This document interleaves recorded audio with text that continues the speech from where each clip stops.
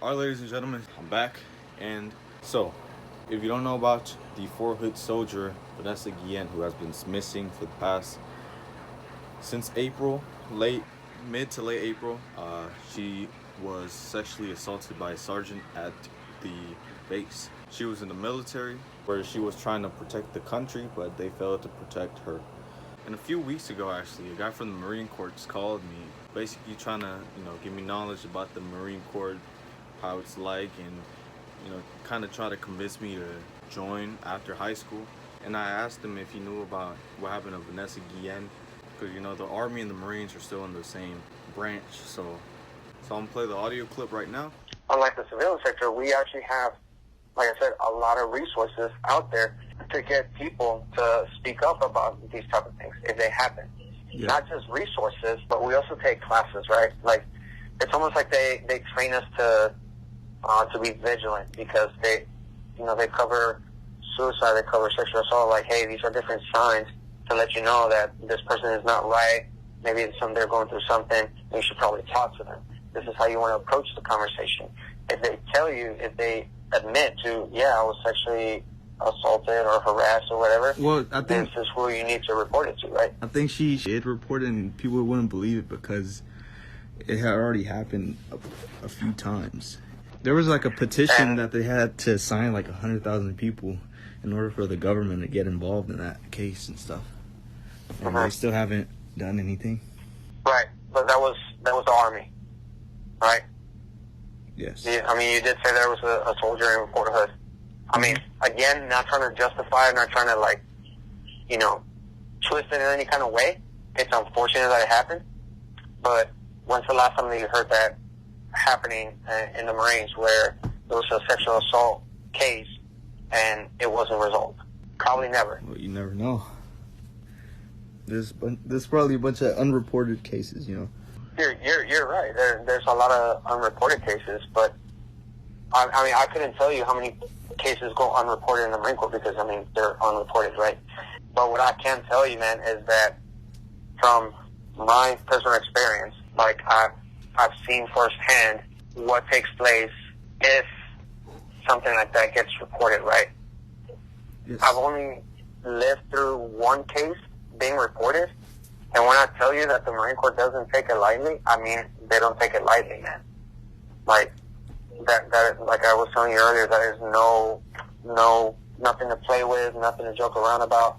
That's not a topic of comedy, right? Yeah. So any little case like that of, like, sexual assault, sexual harassment, if it happens, and I say if, because just like there's no guarantee that incidents get reported, there's also no guarantee that it will happen. There's no guarantee in life about anything, period, right? Yeah. Well, certain things, But the point being is, we have a name that we have to protect. We have an organization that can be disbanded with the snap of two fingers, right? Like Congress, if they wanted to tomorrow, they could get rid of us, but they don't. Because we do so much better than all the other branches. We hold our members to a higher standard than the other branches do. And I could even show you, man, like whenever an applicant comes in here and they tell me, hey, I want to enlist into the Marine Corps, right? There's all types of different forms that they have to sign, but there's one in there specifically for sexual assault, sexual harassment. And we cover the difference between the two of them. I tell you, hey, this is what sexual assault may look like. This is what sexual harassment may look like. Both are not okay. It is your responsibility, if you are witness to it, whether it be here in the program or once you're in the Marine Corps, it is your responsibility to report it. If you fail to report it, and the command finds out that there was a case of sexual assault, sexual harassment, and they find out that you were a witness to it and you failed to report it, you can get in trouble as well. You could have, had nothing to do with the incident, right? You could have just been, across the room, and you just glimpsed a little bit and then just kept on about your day. Even then, you can be held accountable because you failed to report it. You failed to look out for that Marine. But you should search up her story, though, Vanessa Guillen. Her mom appeared on a TV show explaining, maybe you can help. Yeah, I mean, of course, for there to be change, there still needs to be input from us, right? But the reforms are there. That's one thing to understand, man, is that, I mean, yeah, unfortunately, these things do happen, but it's not restricted to just the military. The only reason why it appears to happen more in the military is because it's the military, right? Like, what sells? Good news or bad news? Bad news. Bad news, right? And what do you think is going to sell more? Bad news from, or a sexual assault case from a college, or sexual assault case from the military? Well, the military looks worse. Right? So those type of news are going to sell more. So whenever they occur, of course they're going to put it on the news, because they're going to sell a lot more than sexual assault cases in college. Yeah, but which, by the way, happen a lot more. Yeah, but for her case, they only did like 30 seconds maybe on the news. They didn't really speak on her too much. The fact that they still did, I mean, just shows how much more they care about sexual assault cases in the military rather than colleges. Because tell you what, man, like, there's a lot more cases that go on in college. Yeah. And even just some of the stuff that I've heard, man, is disgusting. Like, there was a guy that was in I think it was like the football team, and this girl accused him of, sexually assaulting her, like raping her essentially. And the school board pretty much did nothing so that he could stay on the team and keep playing games for the college. Yeah. Now that's freaking dark. And that happens, unfortunately, a lot. There's going to be negatives about everything that you do, right? But if we focus on all the negatives, right, and nothing about the positives, I mean, we might as well be homeless and not have a single job, because every job has a negative. You know what I mean? Now, there has been some protests that people have been attending to try to, get answers. One of the first ones was over there at Fort Hood. So my mom actually went. There wasn't that many people. It was only she said it was only 20, 30 maybe people. And a guy pulled up on my mom while she was there. He was basically saying that they found her body. They found her today. I'm not even kidding. Where is she? They found her body behind the range. Oh God, I don't want to be the person to expose this. I'm not even kidding. This was put out today by CID. I'm not lying. I'm not even lying. They found her today behind the range. Huh? No, I know. This is for real. They found her body behind the range. So why nobody said nothing about it? Why would they tell you, not her family? I think they know. They just haven't put anything out yet. That's It's not that I was told. CID put it out to the Army. but the family doesn't know. I'm not sure. I didn't look into it. That's really cool if you're saying that and it's No, not true. I'm not. Because imagine if it was your sister. No, I know. My NCO told me this. Even it can be you. When did you hear this today? I would look into it. I'm not sure. And it actually turned out that it wasn't Vanessa Guillen's body. It was another missing soldier from Fort Hood, I'm pretty sure as well.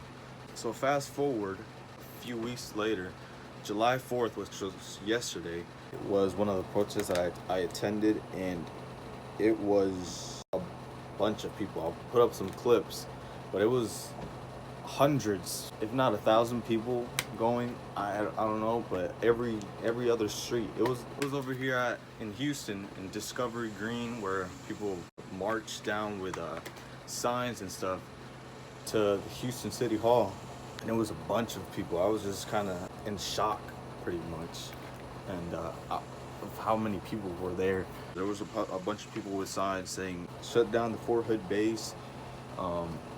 Because that was the base Vanessa Guillen attended. It was a pretty crazy experience. It was like cars and trucks just making traffic and stuff, just beeping and stuff. Pretty much the whole Hispanic race was out there, supporting. Vanessa's sister was there. Human remains have yet not been confirmed, but I still don't lose hope. My mother's on bed right now with pills. Why? Because they lied to our faces every single day that passed. Every single day, which is 2 months, more than 2 months. My sister Vanessa Guillen was sexually harassed, yet nothing was done to it. For her lacks of responsibility, safety, and respect, because they didn't respect my sister. They didn't keep my sister safe. They always try to cover up for each other. Why? My sister's a human too. She deserves respect. She deserves to be heard. Because if this can happen to my sister, it can happen to anyone else.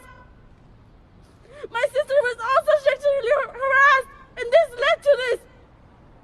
They don't protect our suffrage women and men. Some news came out that this is all speculation. I'm not saying that this is true or not, but she was found dead. It says Fort Hood soldier Vanessa Guillen bludgeoned dead with hammer in armory room. Family lawyer says. And the video I did last time, I showed a clip of her mom explaining her story, and she said that she was initially found missing in the armory room. 20 years old. I just turned 17 like a month and a half ago, and she's like a year or two after high school, and she was in the army and she was killed. And later her best friend, who actually started the whole search for Vanessa Guillen, was in a car accident. So a lot of people think that it wasn't really so a coincidence. Cecily Aguilar, the wife of the estranged soldier, helped hide Vanessa Guillen's body by using a machete to cut her up and dumped her in the cement. She's out on bond right now. So really, this situation, it didn't really escalate until people started speaking out on it in social media and stuff, which is really a gift and a curse. It's great that people can unite to make noise for it to become a bigger thing, but it's also a bad thing because it shouldn't take that much just to get it going like that. There's a few questions you can ask. How does she appear in a place that I already checked 6 times before, and appears 2 days before Vanessa's mom could reach Congress? The suspect who killed Vanessa Guillen committed suicide, and this is all speculation, you know what I'm saying, but why would that be? You go through all of this saying that you don't want her to ruin your career at the army, right? But then you commit suicide. Another one would be, why is the girlfriend of the murderer who helped him hide the body and stuff, why is she out on bond? Who paid the finance? This all could be like the government giving you something so it can get your mind off of the whole situation of Vanessa Guillen, you know what I'm saying? You come to try to serve your country, and they take advantage of you and objectify you and sexually assault you like Vanessa Guillen was. July 4th was canceled, and we showed up to the protest for Vanessa Guillen. Right now, all you can do is pray. Who knows? Who knows if she's dead or not, Like it said that she was pretty much beaten with the hammer so badly that they couldn't identify if it was her, and she was identified by strands of her hair. So it could be true, it could be false, but I'm not a detective, But maybe there's a chance, maybe she's still out. Maybe she's out there somewhere. Maybe she doesn't want you to stop thinking about her.